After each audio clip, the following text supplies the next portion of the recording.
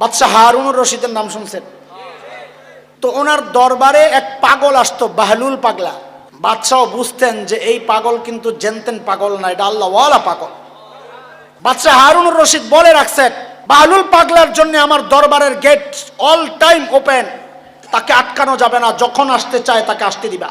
একদিন বাহলুল আসছে, বাদশাহ একটা ছড়ি ছিল, ছোট্ট লাঠি, আগেকার রাজা বাদশাদের হাতে ছোট্ট লাঠি থাকতো, এই ছোট্ট লাঠিটারে বাদশাহ এরকম ঘুরাইতেছে, এর মধ্যে বাহলুল ঢুকছে। তো বাদশাহ বাহলুলরে দেখে জিজ্ঞেস করছে, কি অবস্থা? জি আলহামদুলিল্লাহ ভালো। তো লাঠিটা দিছে বাহলুলের হাতে, কয় নেন নেন। কয় কি করুন? কয় আপনার চেয়ে বোকা কাউরে পাইলে ওরে দিয়ে দিয়েন। দেখছেন নাকি খুসাটা মারছে? তার মানে বাদশাহ বুঝাইলো আপনার চেয়ে বোকাও দুনিয়ায় কেউ নাই, দেওয়াও লাগবে না, এটা আপনি রাইখা দিয়েন।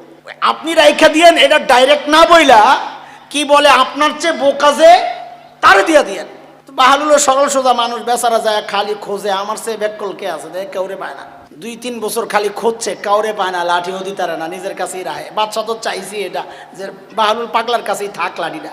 2-2.5 বছর পর হঠাৎ খবর আসছে হারুনুর রশিদ মৃত্যু সজ্জায়, জীবন সায়ান্নে উপনীত, জীবনের শেষ দিনগুলো কাটাচ্ছে। বাহলুল চিন্তা করছে, আরে বাদশা আমারে কত মায়া করছে, একটু দেখে আসি। রুগীকে দেখতে যাওয়া এটা অনেক সওয়াবের কাজ, এটা সুন্নাহ। বাহলুল রওনা দিছে হারুনুর রশিদের দরবারে। দরবারে যখন যায় ঢুকছে, বাদশাহ হারুনুর রশিদকে সালাম কালাম করছে, কেমন আছেন? তো বাদশাহ হারুনুর রশিদ বলতেছে, বাহলুল সাহেব আমার তো সফরের সময় হয়েছে। বাহলুল বলে কি? মাশাআল্লাহ, লোকজন পাঠাইছেন নি আগে? আপনি পাগলা মিয়া ছাড়লেন না, আখিরাতের সফরে বুঝি লোক পাঠায়? আপনি যদি 1 মাসের লেগে কোথাও গেলে আগে সৈন্য টৈন্য পাঠাইয়া এলাকার খোঁজ খবর লন, এনে পাঠান নাই? কি পাগলামি করে টাকা, ওইখানে কাউরে আগে পাঠান যায় না মিয়া? ও আচ্ছা, খানা টানা পাঠাইছেন? পাগলামি সারেন, চুপচাপ বোন আইসেন, দেখতেন, দোয়া করে যান গা। আপনি কি কথা কন এগুলা? খবরে গেলে বুঝি খাওন দিব, এনে বুঝি খাওন লওয়া যাওয়া যায়? তো বাহলুল পাগলাও জিজ্ঞেস করে, খানা টানা পাঠাইছেন নি? আরে পাগল, কবরের মধ্যে খানা পাঠাইছে? কি কয় না, কয় পাগলামি, চুপচাপ বানাবে। আরে আচ্ছা ঠিক আছে, বাদ দেন, আইবেন কবে? আরে আপনি তো পুরো পাগল হয়ে গেছেন, দেখা যায় আখিরাতের সফরে কেউ যায় আবার ফেরত আসে নাকি? ও তাই? বাদশা পাইছি। বলে কি পাইছেন? আমার সে ব্যাককল পাইছি একজন। কারে? আপনারে ধরেন, আপনার লাঠি আপনি নিয়ে এলো, আপনার লাঠি আপনি নিয়ে নেন। বলে কেন? বলে আমি এই 2.5 বছর 3 বছর খুঁজেছি আমার চেয়ে বেকুব নির্বোধ কাউকে পাই কিনা লাঠিটা দেওয়ার জন্য। আজকে আমি বুঝে গেছি আমার চেয়ে নির্বোধ এই দুনিয়ায় আপনি। দুনিয়ার 1 মাসের সফরের জন্য কোথাও গেলে আপনি বাহিনী পাঠান, খানা পাঠান, বাহিনী আগে যারা সব চেক করে আসে, আপনি আবার ফেরত আসার ডেট ঠিক করেন। অনন্তকালের সফর, আখিরাতের সফর, সেখানে আপনি একা যাচ্ছেন, তার জন্য আপনার কোনো প্রস্তুতি নাই। আমার চেয়ে বোকার আপনার চেয়ে কেউ নাই। আল্লাহু আকবার। খোসা কোন জায়গায় মারছে টের পেয়েছে? বাদশাহ হারুনুর রশিদের চোখ দিয়ে ঝরঝর করে পানি পড়া শুরু করেছে। ও বাহলুল, তোমাকে পাগল বলি, আসলে তুমি তো সবচেয়ে সচেতন। পাগল তো আমি, আসলেই আমি বোকা। অনন্তকালের সফরের জন্য আসলেই তো আমার কোনো প্রস্তুতি নাই, অথচ অল্প সময়ের জন্য বের হইলে আমার কত প্রস্তুতি থাকে, আসলেই তো আমি বোকা। দোস্ত, ঠিক এই কথাটাকে আমি আরেকটা হাদিস আপনাদের সামনে পড়েছিলাম। নবী আলাইহিস সালাম বলেছেন, আল কাইয়িসু মান দানা নাফসা ওয়া আমিলা লিমা বাদাল মাউত। প্রকৃত সচেতন, প্রকৃত বুদ্ধিমান তো সে যে নিজেকে চিনে। আরে মুসলমান, আজকে আমি আমাকে চিনি নাই। আমি ওই ইহুদি কেমনে চুল রাখে তার মতো চুল রাখার চেষ্টা করি। আমি শ্রেষ্ঠ নবীর শ্রেষ্ঠ উম্মত, আমি নিজেকে চিনি নাই। আমি বুঝলাম না আমি শ্রেষ্ঠ নবীর শ্রেষ্ঠ উম্মত। গোটা দুনিয়া আমাকে ফলো করবে, গোটা দুনিয়া তাকায়া তাকায়া দেখবে আমি কেমনে চুল রাখি, আমি কেমনে দাড়ি রাখি, আমি কেমন জামা পরি। আমি সব বাদ দিয়ে আমি এখন তাদেরকে ফলো করা শুরু করলাম। আমি আস্তা একটা বোকা।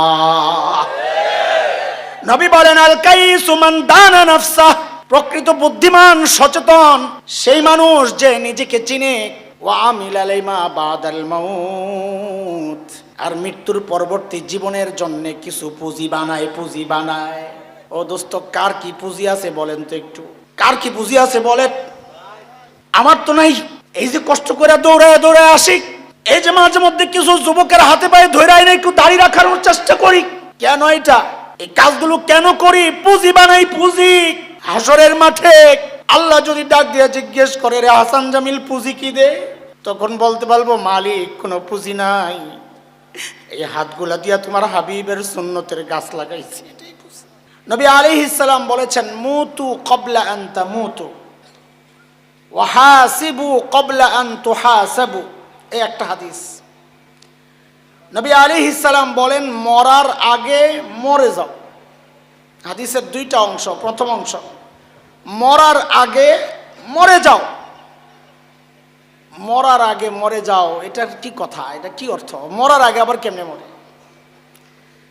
একটা তো আছে আমাদের কথার কথা, আমরা খুব বিপদের সময় নিজের বিপদের কথা, কষ্টের কথা প্রকাশের সময় আমরা এইভাবে বলি, আমি মরে গেছি রে ভাই, আমি জিন্দা নাই, আমি জিন্দা লাশ, বলেন না? এটা ওইটা উদ্দেশ্য না। তো কি উদ্দেশ্য?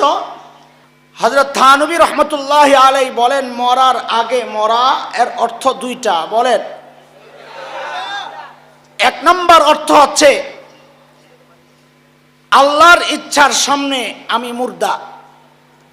একজন মৃত মানুষের যেমন কোনো ইচ্ছা থাকে না, তাকে যখন খুশি গোসল করানো হয়, যখন খুশি তার কাপড়টা খুলে নেওয়া হয়, যখন খুশি তাকে সাদা কাপড়ে মোড়ানো হয়, যখন খুশি তাকে ঘর থেকে বের করা হয়, যখন খুশি তাকে মাটির নিচে দাফন করা হয়, তার কোনো বক্তব্য থাকে না, কোনো ইচ্ছা থাকে না। মরার আগে মরা মানে হচ্ছে একজন মানুষ এই মানসিকতা লালন করা যে আল্লাহর সিদ্ধান্তের সামনে আমার কোনো সিদ্ধান্ত নাই, আল্লাহর সামনে আল্লাহর সিদ্ধান্ত, আল্লাহর পছন্দের সামনে দুনিয়ার সব পছন্দকে মারার নাম হচ্ছে মরার আগে মরে যাওয়া। আল্লাহ যা চায় আমি তাই করতে রাজি।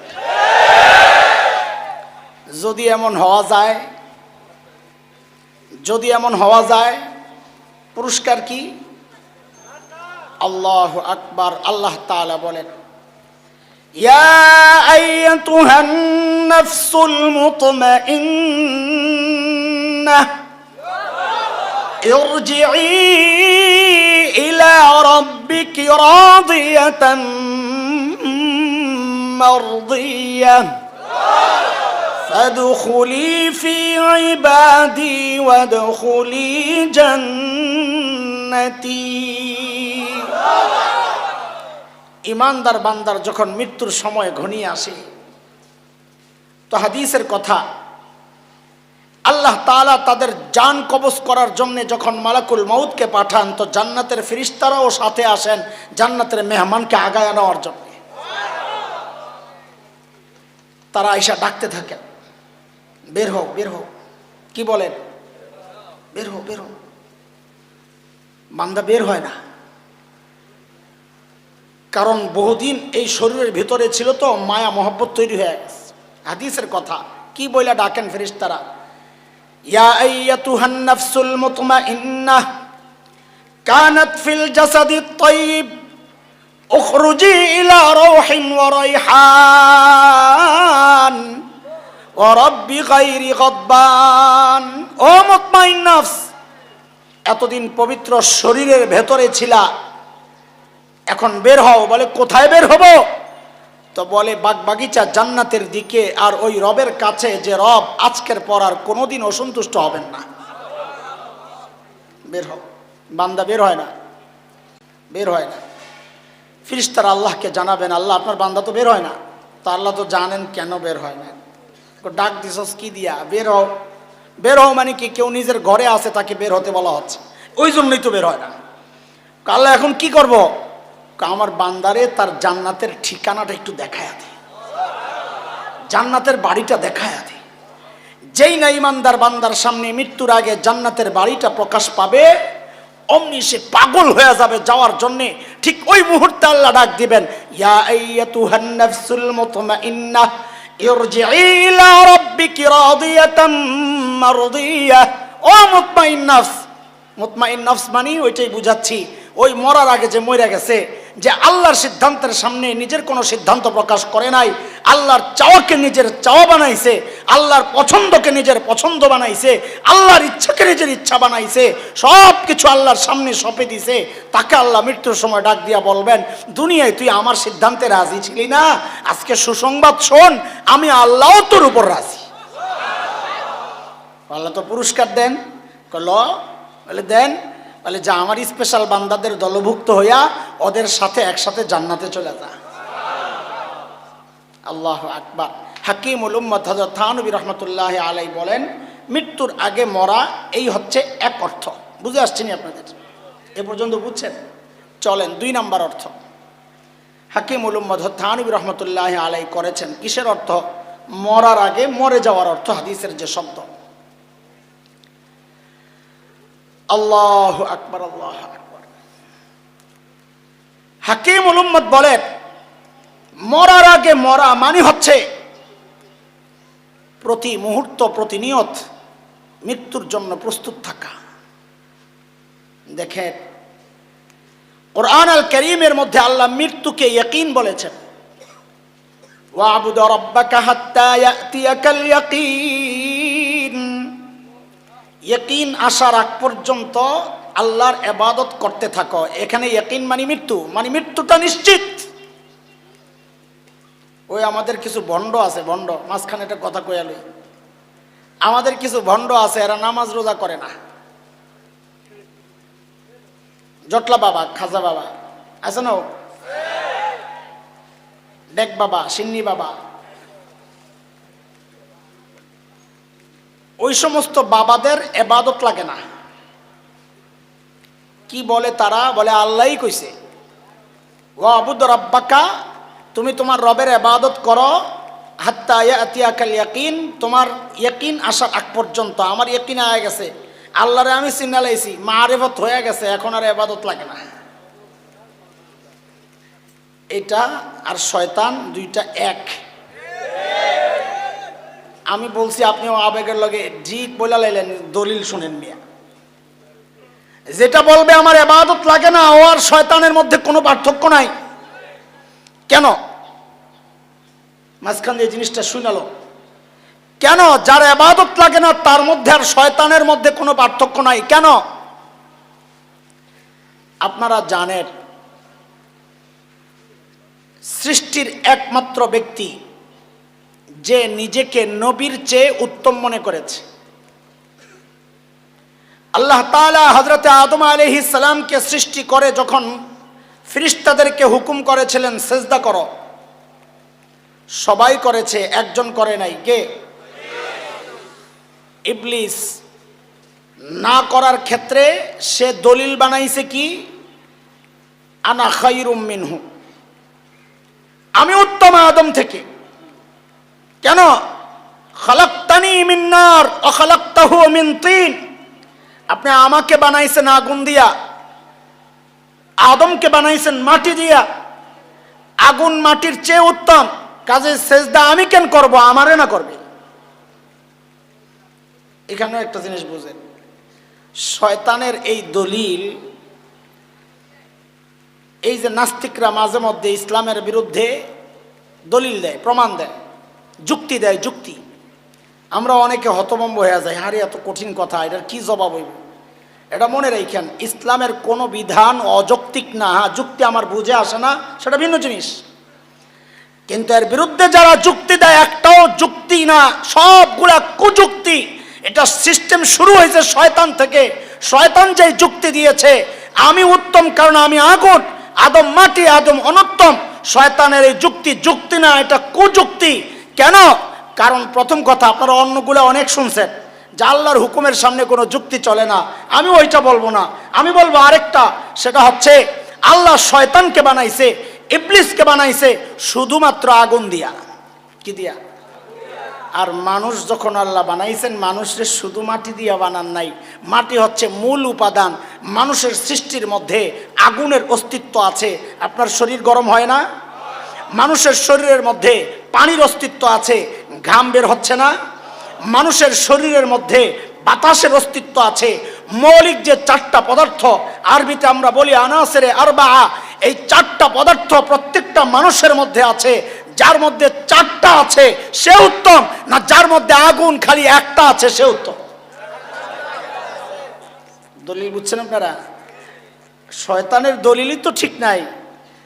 মাসআলা পড়ে, যা আল্লাহর হুকুমের সামনে দলিল চলে না, ওই মাসআলা পড়ে দলিলটাই তো হয় নাই। কারণ আদমের মধ্যে কয় জিনিসের অস্তিত্ব আছে? শয়তানের মধ্যে কয় জিনিসের? একটা শ্রেষ্ঠ না চারটা শ্রেষ্ঠ? হিসাব তো সোজা। শয়তান বলেছে আমি উত্তম। সাইয়েদনা আদম একজন নবী ছিলেন, আল্লাহ নবুয়ত দিয়েছেন হযরত আদমকে। নবী থেকে যে নিজেকে উত্তম দাবি করে, এটা রাস্তা দেখাইছে শয়তানকে। সে নিজেকে নবী থেকে উত্তম মনে করেছে। কিয়ামত পর্যন্ত যারাই নিজেকে নবী থেকে উত্তম মনে করবে, আপনি চোখ বন্ধ করে সিদ্ধান্ত নিয়ে নেবেন এইটাও একটা আস্থা শয়তান। এটা কি? শয়তানের জটলা নাই, এটার জটলা আছে, পার্থক্য এতটুকুই। শয়তানের লাল কাপড় নাই, এটার লাল কাপড় আছে। শয়তানেরটা দেখা যায় না, এটারটা দেখা যায়। এই সমস্ত ভণ্ডরা নিজেদেরকে নবীর চেয়ে উত্তম কেমনে মনে করে, এটা বুঝার জিনিস। বুঝেন বুঝেন বুঝেন।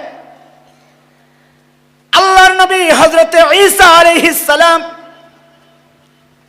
তিনি নিজের পরিচয় দিচ্ছেন। আল্লাহ সূরা মারিয়ামের মধ্যে আমাদেরকে জানায়া দিবেন। হযরতে ঈসা নিজের পরিচয় দিচ্ছেন কি? ক্বালা ইন্নী আবদুল্লাহ আতানিয়াল কিতাব ওয়া জাআলানি নাবিয়্যা ওয়া জাআলানি মুবারাকান আইনামা কুনতু ওয়া আওসানি বিস-সালাতি ওয়াজ-যাকাতি মা দুমতু হাইয়্যা। হযরত ঈসা বলেন আমি আল্লাহর বান্দা। ইন্নী আব্দুল্লাহ, আমি আল্লাহর বান্দা। আতানিয়াল কিতাব, আল্লাহ আমাকে কিতাব দিয়েছেন। আল্লাহ আমাকে কিতাব দিয়েছেন। ওয়া জাআলানি নাবিয়্যা, আল্লাহ আমাকে নবী বানিয়েছেন, নবুয়ত দিয়েছেন। ওয়া জাআলানি মুবারাকান আইনামা কুনতু, আমি যেখানেই থাকি না কেন আল্লাহ আমাকে বরকতওয়ালা বানাইছেন। এই জায়গার কথাটা বুঝেন। এরপর হযরত ঈসা বলতেছেন ওয়া আওসানি, আল্লাহ আমাকে কঠোরভাবে নির্দেশ দিয়েছেন। কে নির্দেশ দিয়েছেন? কারে? কারে? নবীকে। বলেন কাকে নির্দেশ দিয়েছেন? কে? কাকে? এই ঠিক করে বলেন, আমার সাথে কথা বলেন, খুব সূক্ষ্ম কথা। নির্দেশ দিয়েছেন কে? কাকে? কাকে? হযরত ঈসা নিজে বলতেছেন ওয়া আওসানি, আল্লাহ আমাকে কঠোরভাবে নির্দেশ দিয়েছেন। ওসিয়তের তরজমা আমি করলাম না, আমি অন্যভাবে বুঝাইলাম, কেউ উল্টা বুঝেন না। আল্লাহ আমাকে কঠোরভাবে নির্দেশ দিয়েছেন। কি নির্দেশ? বিস-সালাতি ওয়াজ-যাকাতি, আমি যেন নামাজ পড়ি, আমি যেন যাকাত দেই। বলে কতদিন কতদিন? হযরত ঈসা বলেন আল্লাহর নির্দেশ হচ্ছে মা দুমতু হাইয়া, যতদিন আমার জান আছে, জীবনের শেষ মুহূর্ত পর্যন্ত আল্লাহ আমাকে ইবাদতের হুকুম করেছেন। একজন নবীকে আল্লাহ জীবনের শেষ মুহূর্ত পর্যন্ত ইবাদতের হুকুম করেছেন। কাজেই যারা বলবে আমাদের ইবাদত লাগে না, একই না এসে গেছে, সে নিজেকে নবীর চেয়ে উত্তম মনে করতেছে। কথা ঠিক কিনা? আমরা আগে প্রমাণ করেছি যারা নবীর থেকে নিজেকে উত্তম মনে করে, এটা নাম্বার 1 শয়তান। কথা বলেন, কথা বলেন, কিসে? আরে কথা কোন কিসে? যত বড় পিসাব হও, যদি ইবাদত লাগে না কয়, চোখ বন্ধ করে বলে দিবেন এটা আস্তা একটা শয়তান। ইবাদতের একটা অংশ আল্লাহর গোলামি করা, এটার একটা অংশ হচ্ছে নবীর সুন্নাহকে মানা। কাজে কোনো পীর যদি দাড়ি কাটে, এই কথা কর না কেন, আপনি রাখেন না, এটা আপনার হিসাব, আমি ওটা নিয়ে কথা বলবো না। কিন্তু আপনি বলেন কোনো পীর যদি দাড়ি আছে, কথা কয় না, কথা কয় না। হ্যাঁ, মুফতি সাহেবরা ফতুয়া দেন, কোন পীর যদি দাড়ি কাটে, থাক, আমি আর নদী পার হইয়া ওই পার গেলাম না, এই পার আজকে এই পার পর্যন্ত থাকি, থাক, ঠিক আছে, বাদ দেন। হাকিমুল উম্মাত হযরত থানবী রাহমাতুল্লাহি আলাইহি বলেন মৃত্যু একটা ইয়াকিনী জিনিস। ওই যে আল্লাহ মৃত্যুকে বলেছেন ইয়াকিন, ওখান থেকে কথা বের হইছে। ওয়াবুদ রাব্বাকা হাত্তা ইয়াতিয়াকাল ইয়াকিন, ও নবী, আপনি আপনার রবের গোলামি করেন, আপনার রবের ইবাদত করেন, আপনার ইয়াকিন আসার আগ পর্যন্ত, ইয়াকিন মানে মৃত্যুর আগ পর্যন্ত আল্লাহর ইবাদত করেন। আল্লাহ তাআলা মৃত্যু না বইলা শব্দ ব্যবহার করেছেন ইয়াকিন। কারণ কি? কারণ হচ্ছে দুনিয়ার এমন কোনো বিষয় নাই যাকে সবাই মানে। বলে এমন আরেকটা বিষয় দেখাইতে পারবেন না যাকে হিন্দুও মানে, ইহুদি, নাসারা, বৌদ্ধ, মগ, মোরাং, গারো, চাকমা, কোকিল, সাঁওতাল, টিপরা, যত জাতি আছে এমনকি নাস্তিকরাও মানে কিনা? প্লেনে সব নাস্তিক সোজা হয়ে যায় যদি দেখে একটু কাঁপাকাঁপি শুরু হয়েছে, বাতাসের উল্টা মেঘের সাথে বাড়ি, অথবা রোড চেঞ্জ করতেছে, একটু ঘুরতেছে, তখন প্লেনটা একটু কাঁপে। মাঝে মাঝে দেখি এতক্ষণ বয়া বয়া শয়তানের লেন্সা ঢুকায় আমি মনে করে যে কাঁপাকাঁপি শুরু হয়েছে, খুললে মন্ত্রে বইতে কি হয়েছে। মাঝে মাঝে আমি হুজুর মানুষ, মোল্লা মানুষ, আমার লগে বইলে আমার হাতটাও ধরে আসতে কইরা, মনে করছে হুজুর বাইচা যাইব, গাদা গাদা মরলে সবাই মরো, কি ভয় পায় মরারে। তার মানে কি? একজন নাস্তিক সে আল্লাহ বিশ্বাস করে না, আখিরাত বিশ্বাস করে না, নবী বিশ্বাস করে না, কিন্তু সেও মৃত্যুকে বিশ্বাস করে। ঠিক কিনা? এমন এক অবধারিত জিনিস।